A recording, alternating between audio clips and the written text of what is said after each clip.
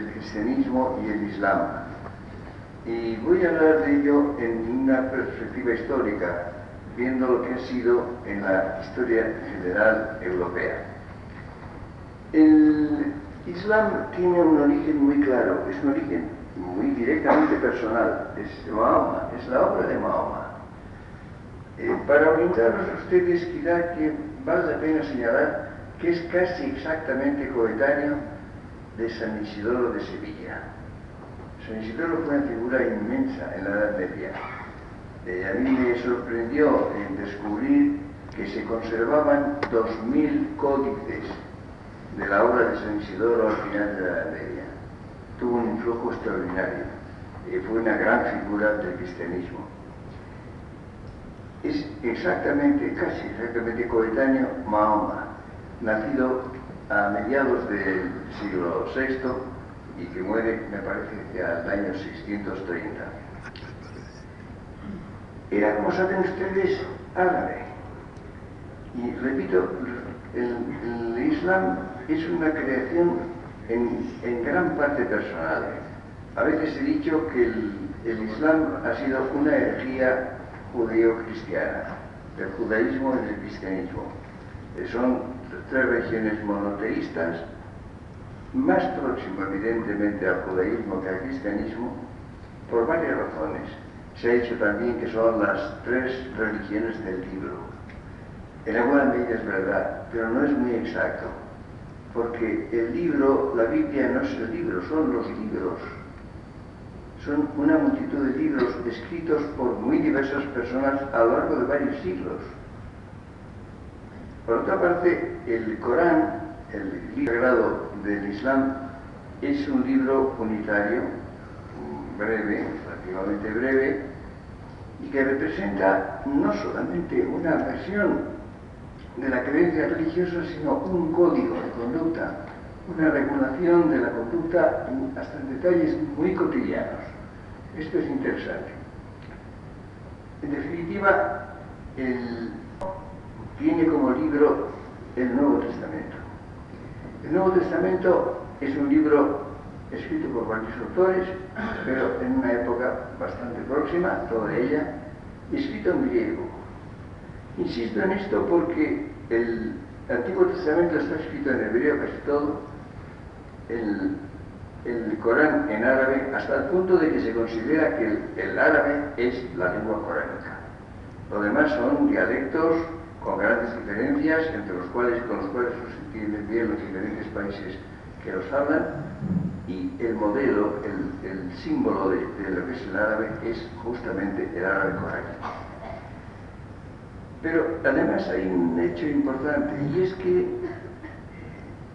tiene un carácter no cambiante. Quiero decir, el cristianismo tiene un libro que se escribe en griego, no en arameo, ni en la lengua sagrada, el hebreo, sino en una lengua distinta, una lengua, el griego. Luego se traduce al latín. El latín ha sido la lengua oficial de la Iglesia durante siglos. Ha vivido la posibilidad y la realidad de la traducción del Nuevo Testamento a cualquier lengua. Es decir, es algo completamente distinto.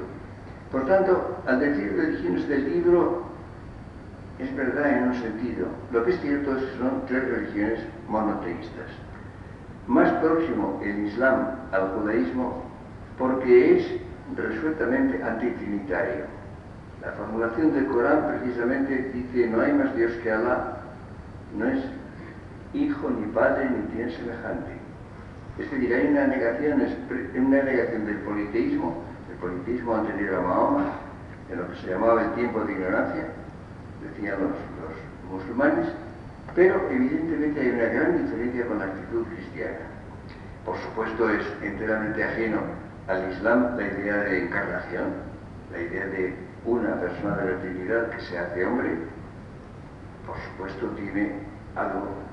La diferencia enorme es que el cristianismo es la palabra que más se repite constantemente en el Nuevo Testamento, es la palabra amor. Y esto, mucho menos frecuente en el judaísmo, tampoco es en el Corán, y por tanto en el Islam. La palabra Islam, según dice lo que sabe el árabe, yo no lo sé, quiere decir sumisión. Y eso ha sido algo que ha regulado enormemente la influencia del islamismo en todo el mundo muy rápidamente. Es asombrosa del pueblo, del pequeño pueblo árabe, que hace una expansión militar, fue una empresa militar extraordinaria, rápidamente, muy rápidamente, que se extiende por todo el norte de África. No olviden ustedes que el África del Norte era algo cristianizado, helenizado, romanizado. La gran figura de San Agustín, obispo de Hipona, basta para explicarlo. No solamente ocurre esto, no solamente se derraman y se extienden por la totalidad del norte de África, sino que además van hacia el este. Piensen ustedes en la islamización de Persia, de una enorme parte de la India. Pakistán es la porción de la India que es musulmana, y llegan hasta Indonesia. La comunidad islámica más grande del mundo actual es la Indonesia. En gran parte hasta Filipinas llega. Filipinas es el único país cristiano de Asia, por la influencia española, pero hay unas minorías también considerables musulmanas. Es algo realmente prodigioso. ¿Cómo pudo un pueblo pequeño hacer estas expediciones militares rápidas, eficaces, contundentes, que se extienden en muy breve tiempo por una inmensa porción del mundo? En parte yo creo porque el Islam tiene un carácter de simplificación. Es un repertorio sencillo de conceptos, de ideas. Era fácil de asimilar, era fácil de aceptar, por una parte con la actitud de sumisión. No olviden ustedes que, por ejemplo, en el cristianismo es absolutamente esencial la libertad. Piensen ustedes nada menos que en la encarnación.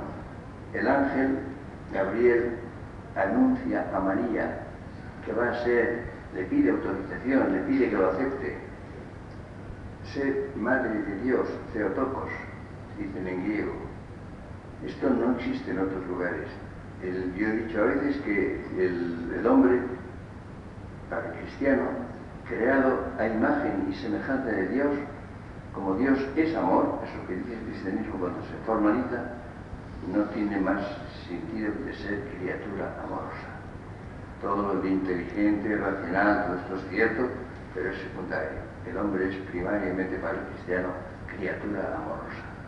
Esto naturalmente le da un carácter absolutamente distinto. Pero el efecto histórico que tuvo la propagación del Islam fue el siguiente. El mundo antiguo había vivido en el Mediterráneo, del Mediterráneo. Era la gran vía de comunicación. Piensen, hay que ver que en una época en que había muy pocos caminos y no había ningún tipo de mecanización, no había más que los pies de los hombres o los animales, los caballos. La gran vía de comunicación era el mar. Los buques tenían una capacidad de arrastre, de transporte de mercancías y de personas incomparable con otra cosa. El Mediterráneo había sido el Mare Nostrum, nuestro mar, que era común a todas las dos orillas, a las dos riberas del Mediterráneo. Esto desaparece totalmente cuando los pueblos árabes ocupan íntegramente, hasta hoy, todo el norte de África, desde Egipto hasta el Magreb. Es lo que debió pasar en España. España fue también invadida, ocupada, como en la África del Norte. Únicamente ocurrió algo extraordinario, que es que una pequeña franja, la franja norte de España, no fue dominada por los musulmanes, quedó en cierto modo libre, fragmentadísima, apenas extensa, pero allí empezó la reconquista. Es decir, los españoles que estuvieron libres del dominio musulmán consideraron que aquello era un contratiempo pasajero. Hay textos de 150 o 200 años después de la invasión, del año 711, en que se habla de la invasión musulmana en estos términos. Hay otro hecho importantísimo. Los invasores de Tariq y Musa del año 711 eran pequeños grupos militares, eran pequeños ejércitos, sin mujeres. No se trató de una migración que fuera comparable con las migraciones de los pueblos, sobre todo germánicos, secundariamente eslavos, del Imperio Romano. Eran evidentemente pequeños ejércitos que se movieron sobre todo en las incursiones posteriores de gentes que no eran árabes, eran bereberes, eran muchos de ellos beduinos, recientemente islamizados, recientemente arabizados. Y cuando después en Al-Ándalus se establecen en la España musulmana, y hay invasiones de almohades, de almorávides, eran heridos, es decir, los árabes españoles fueron invadidos por pueblos islámicos también, islamizados, no muy islamizados, pero que eran invasores respecto de los árabes que estaban en España. Es una cosa enormemente interesante y fue algo vivido por ellos como invasiones que alteraron profundamente lo que significaba Al-Ándalus, lo que significaba la España musulmana. Esto por una parte, pero por otra, el dominio este enorme, el Mediterráneo deja de ser transitable, deja de ser comunicable. Había además ataques constantes, frecuentísimos, a las riberas, de todas las costas del norte europeas. Había asaltos de las pequeñas ciudades, o de las grandes ciudades en algunas ocasiones.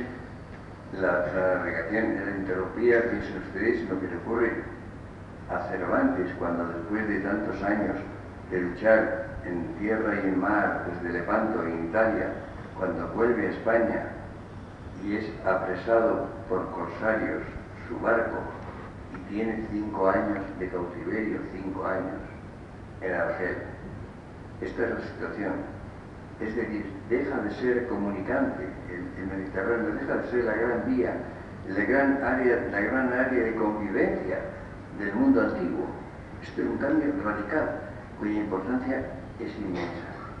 Toda la Edad Media hay una especie de diálogo polémico, a veces de admiración mutua, la mayor parte de las veces hostil, bélico, entre los cristianos y los musulmanes, los islámicos. Y ese es el argumento justamente de toda la Edad Media europea. Visto desde nosotros, visto desde el Occidente, es evidente que era el enemigo primariamente. Con admiración mutua, con fases de convivencia, de paz, con penetraciones mutuas. La huella, por ejemplo, de los musulmanes, de los llamados árabes, llamados un poco propiamente árabes, en España es enorme, hasta el punto de que a veces se piensa que ha sido el origen, digamos, de grandes porciones, por ejemplo, Andalucía. Andalucía es mucho más antigua. Andalucía había sido poblada y colonizada parcialmente por fenicios. Piensen en Cádiz, ciudad de 2000 años de historia. Toda Andalucía había sido en gran parte helenizada, sobre todo romanizada. Cuando se mete una pica en cualquier sitio, en Andalucía, en Córdoba o en Sevilla, aparecen restos romanos por todas partes. Es decir, tenía una larguísima historia, una historia, digamos, europea, digamos, occidental, cristiana, desde muy pronto. Cuando aparecen los árabes dejan una huella en gran medida creadora, piensen ustedes en las espléndidas construcciones, en lo que fue la mezquita de Córdoba, o la Alhambra, o la Giralda, y tantas cosas más. Han dejado una huella importante, ha quedado en la lengua. El español tiene pues un 10% de palabras que son de origen árabe. Esto es cierto, pero esto fue un estrato posterior, una etapa que siguió a lo que ya existía y a lo que era puramente occidental y cristiano. Europa aceptó en definitiva esa situación y hubo una especie de convivencia, repito, en gran parte hostil entre la cristiandad y el islam. En España ocurría lo mismo, solo que cuerpo a cuerpo. Los árabes, los musulmanes, estaban aquí, estaban en el mismo territorio. Poco a poco, esta pequeña reconquista de los primeros años, desde Pelayo en adelante, se va avanzando, va poco a poco avanzando. Se va llegando a una serie de líneas, primero el Duero, después el Tajo, en 1085 es la toma de Toledo. Después ya se entra en lo que va a ser Castilla la Nueva, por oposición a Castilla la Vieja. Cuando se llega a Andalucía en tiempo de Fernando el Santo, se llamará Castilla Novísima. Poco a poco se va avanzando. Curiosamente, hay un hecho importante: mientras el Emirato y el Califato fueron prósperos y representaron una unidad social y política en la España musulmana, poco a poco esto se va fragmentando. Se van produciendo los reinos de taifas. Mientras que en cambio en la España cristiana se producen toda una serie de incorporaciones. Ese concepto de incorporación, que consiste en que dos unidades sociales se unen, no para desaparecer, no para absorber una a la otra, sino para formar una unidad superior en la cual persisten las anteriores. Esto se va produciendo en España, la España cristiana, es Asturias y Galicia, es todo el norte al final, hasta el Pirineo, los condados catalanes, Aragón, la corona de Aragón, después es León, Asturias y León, luego es León y Castilla, después va a ser Castilla y Aragón, hasta llegar a la unidad total nacional de España en tiempo de los Reyes Católicos.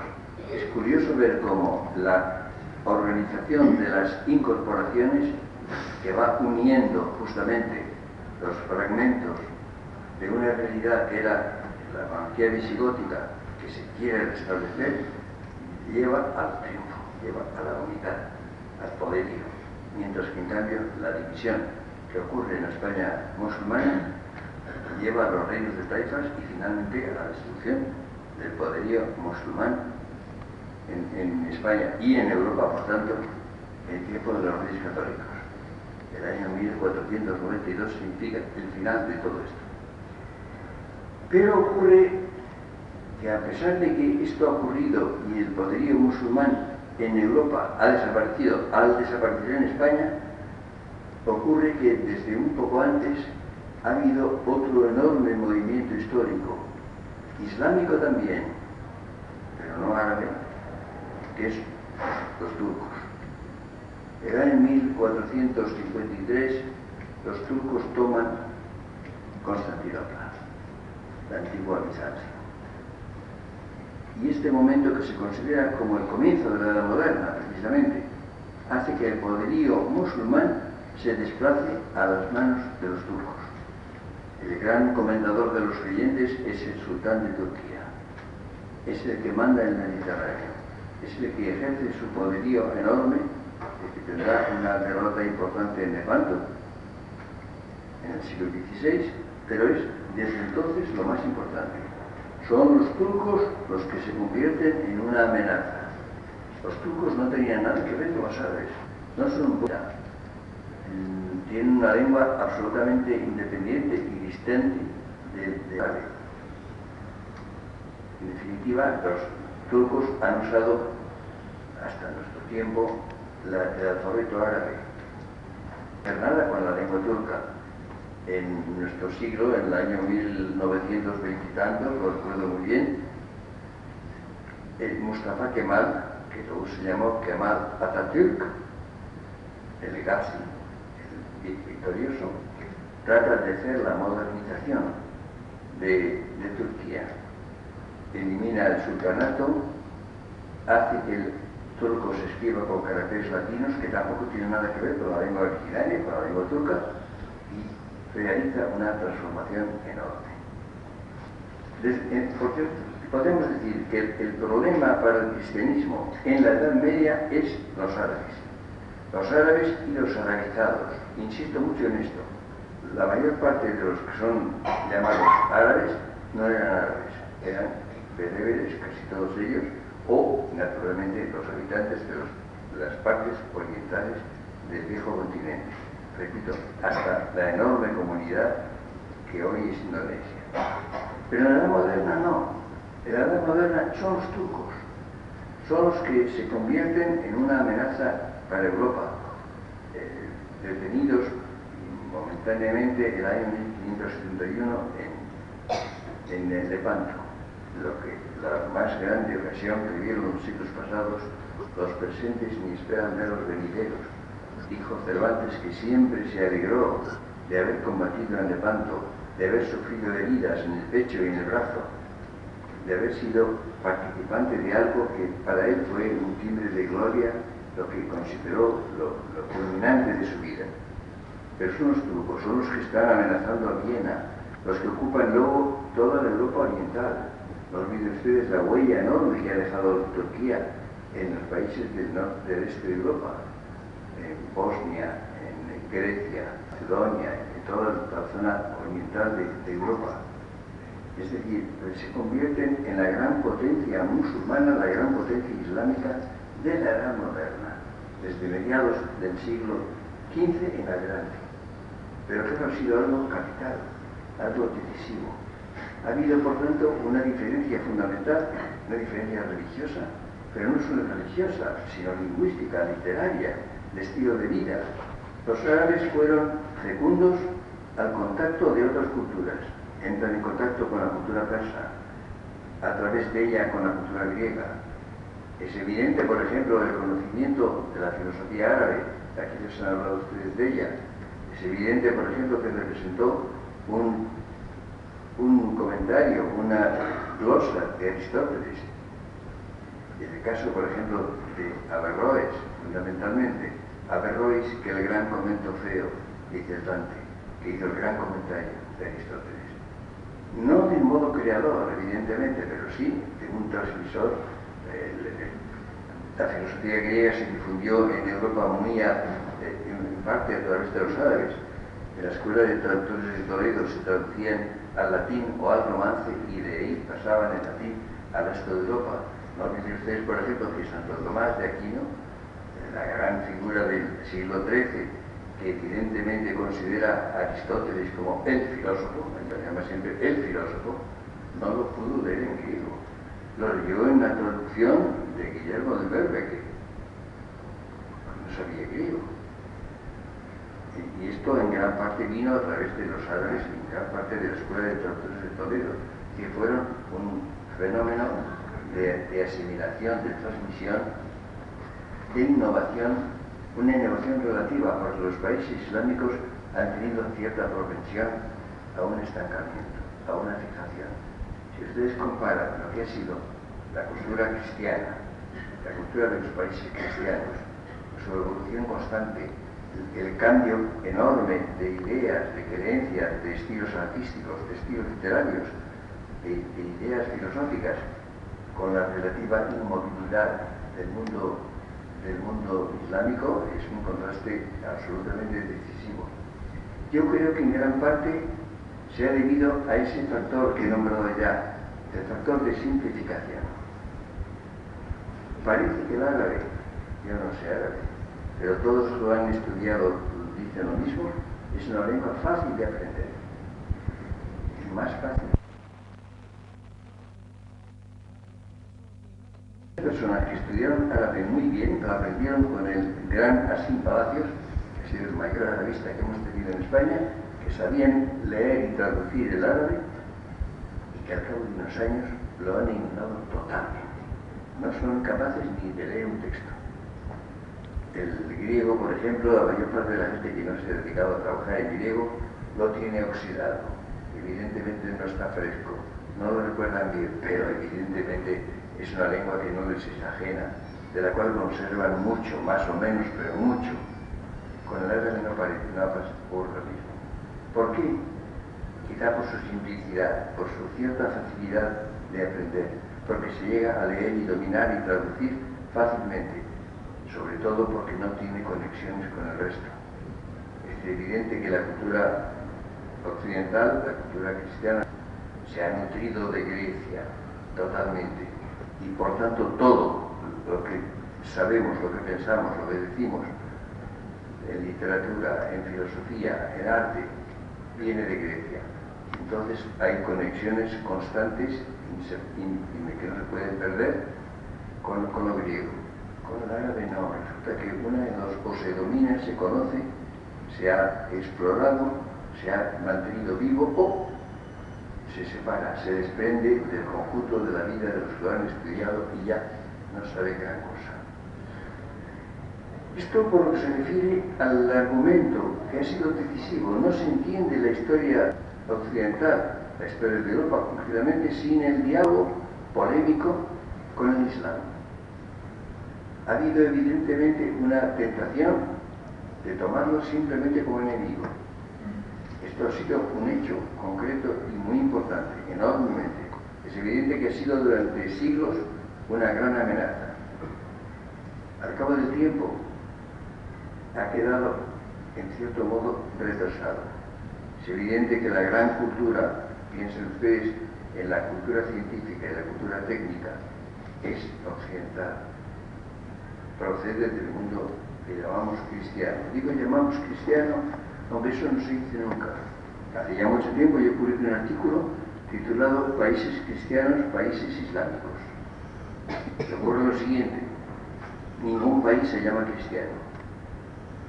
¿Por qué? Porque en todos ellos hay minorías, a veces muy pequeñas, pero en todo caso existen, que dicen que no son países cristianos, que el mundo no es cristiano.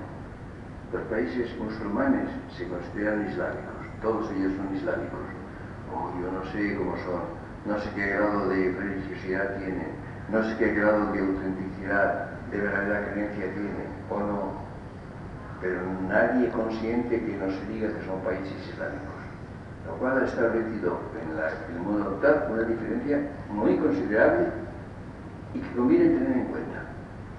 Es decir, es evidente que el mundo cristiano ha renunciado, por lo menos al nombre cristiano, a esa condición, a interpretar su historia, su vida, su civilización desde el punto de vista del cristianismo, mientras que en los países islámicos se mantiene absolutamente de un modo compacto, lo cual significa, puede que sea un error, pero es una fuerza histórica con la cual hay que contar.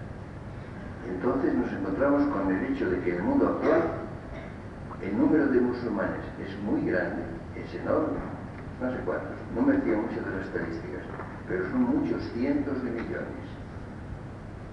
Es posible que se acerque al millar de millones.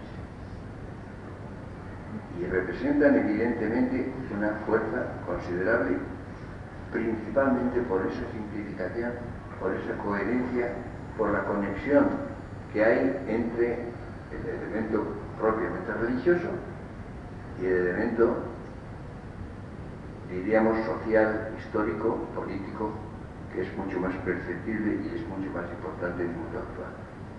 No podemos entrar, yo creo que sabemos poco de cuál es el estado real religioso del mundo islámico, pero existe, funciona como una unidad compacta.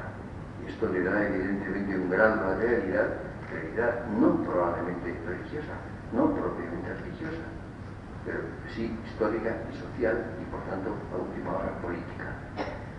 Lo cual quiere decir que tenemos que contar con ese mundo.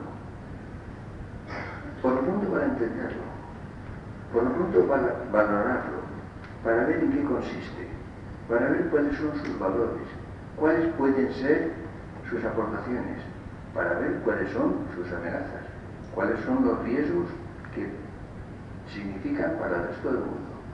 El resto del mundo que a última hora es, evidentemente, por una dilatación distinta, completamente distinta, se ha dilatado el origen, evidentemente, del cristianismo. Es una pequeña zona, muy pequeña de Asia, pero se ha prolongado toda Europa, y después la enorme expansión de Europa, principalmente en América. Evidentemente América es un continente cristiano, en el sentido que estoy empleando la palabra, y no solamente esto, sino que además países enormemente remotos, piensen ustedes en Nueva Zelanda o en Australia o en otros lugares en que la influencia de Europa ha sido vivísima en el aspecto científico y en el aspecto técnico, es universal. Piensen ustedes que, por ejemplo, cuando se combate a Occidente desde todos los puntos de vista, se lo hace siempre con armas occidentales. Es decir, las armas, los instrumentos intelectuales, técnicos, militares, proceden evidentemente de Europa y de América secundariamente. Y esto es una diferencia importante. Esto hace que nosotros tengamos que plantearnos el problema del Islam. Esto es capital. Es menester que sepamos a qué atenernos respecto a la significación histórica de muchos siglos y actual del Islam. Y es importante, repito, el tener en cuenta las semejanzas y las diferencias. Cuando se dice que son las tres grandes religiones monoteístas, esto es cierto. Pero claro está que el monoteísmo judío y el monoteísmo cristiano son bastante distintos, especialmente el cristiano. Es parte esencial del cristianismo la idea de la Trinidad, la idea de que Dios es uno y trino, es decir, que hay relaciones de inteligencia y de amor dentro de la divinidad, dentro de la ciudad divina. Se dice que es un misterio, claro, es un misterio en el sentido de que no sabemos cómo puede ser así, pero su sentido es perfectamente claro. Yo recuerdo una frase de Unamuno que decía: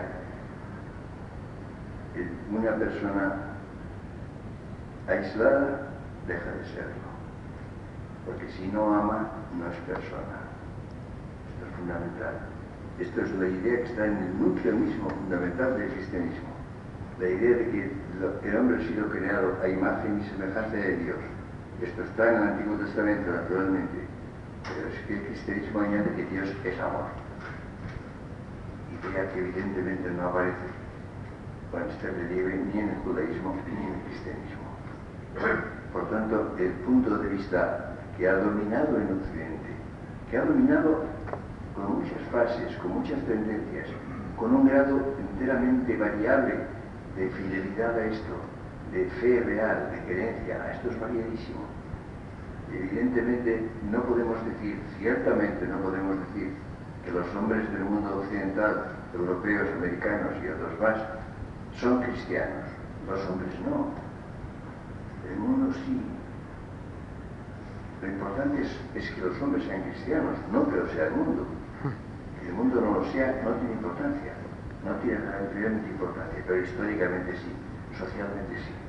El problema está en que la concepción del mundo, la concepción de la realidad entera, la que ha hecho posible el pensamiento filosófico, la ciencia, la técnica del Occidente, ha sido algo fundado radicalmente en el cristianismo.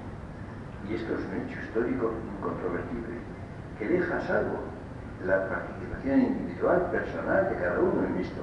Puede ser desde fuerte, enérgica, lúcida, hasta nula, simplemente. Puede ser hasta hostil. En cambio, evidentemente, esto no lo encontramos en el Islam. Encontramos, en cambio, esa fuerza de unidad, de simplicidad, de asimilación fácil. Hay un hecho que está ocurriendo en este momento que es muy importante, que es la propagación del Islam en el África Negra. El África Negra no ha tenido nada que ver, evidentemente, con Mahoma ni con el Islam, pero la propaganda religiosa islámica en el África, lo que ahora se llama sobre todo el África subsahariana, es muy fuerte, es muy grande, en gran parte por esa simplicidad, por esa sencillez, por esa relativa pobreza de conceptos. O es evidente que en el cristianismo las cosas son más complejas, son mucho más complejas. Se puede vivir siendo perfectamente cristiano con muy pocas ideas, con muy poca doctrina. No hace falta ser teólogo, ni filósofo, ni nada parecido. El hombre más sencillo del mundo puede ser plenamente cristiano. Pero evidentemente el cristianismo lleva a una cierta complejidad porque ha sido, y esto es interesante, una religión teológica. El lema famoso de Fides querens intellectum, la fe que busca la inteligencia, el principio creo para entender, esto es esencial del cristianismo. En otros lugares no aparece esto no existe en otros lugares. Y en cambio, evidentemente, esta simplicidad, esta facilidad de asimilación permite la propagación fácil. No olviden ustedes que la rapidez, he insistido antes, la rapidez de la expansión militar de este pequeño pueblo árabe entre el parte del siglo VI y comienzos del VII en el mundo, casi en el mundo entero, porque no olviden ustedes que si se mira un mapa desde el Magreb hasta la Indonesia, la extensión del Islam ha sido asombrosa, rápida. hecha además por grupos relativamente pequeños, que iban formando adeptos, que iban arabizando e islamizando a pueblos que en principio no tenían nada que ver con aquello. Esto es un hecho inmenso. No creo que tengamos en general conciencia clara de esto, que todo esto significa. Y ahora, por ejemplo, en el mundo actual nos encontramos, hay ahora evidente preocupación por el Islam. En principio predomina el temor, predomina la idea de que es una amenaza, y lo es, evidentemente, pero no solo eso. No se podría llegar justamente a una asimilación, a una integración en un interior que fuera simplemente humana, con raíces religiosas inteligibles. El Islam es muy distinto, es subrayado la distancia que tiene el cristianismo con el Islam, pero es evidente que el Islam cree en que Dios es creador, en que Dios es Padre, que es omnipotente, en que premia y castiga, que el hombre por tanto es responsable, sin acentuar tanto como el cristianismo la libertad, la fundamental libertad. El cristianismo no se entiende sin la libertad. La verdad os hará libres. Este es un principio fundamental que no existe más que en el cristianismo, ni siquiera en el judaísmo. Ven ustedes, por tanto, cómo representa a lo largo de toda la historia, desde el siglo VI hasta hoy, una fuerza histórica, un elemento, una porción de humanidad enormemente importante, que es para nosotros imperativo entender, conocer y naturalmente tomar posición, que no tiene por qué ser hostil, pero que tiene que ser inteligente, que tiene que ser comprensiva, que tiene que buscar lo positivo, lo valioso en esa otra forma distinta de humanidad que no corresponde a nosotros, a los europeos, a los americanos, a los occidentales, pero que está ahí, con la cual hay que tenerla en cuenta. Creo que es una cosa importante el llegar a una comprensión. La mayor parte de las personas en el mundo occidental tienen una idea muy vaga, muy imprecisa de lo que significa el Islam. Ha tenido y tiene, repito, incluso por sus deficiencias, una fuerza de propagación, una fuerza de cohesión extraordinaria. Todo eso puede convertirse en algo valioso, en algo que pueda integrarse en una concepción general del mundo y puede ser un elemento más de civilización. Puede ser, si no, evidentemente algo hostil, algo inasimilable, algo que represente una amenaza, un peligro. Y eso es lo que hoy predomina en este momento. Muchas gracias.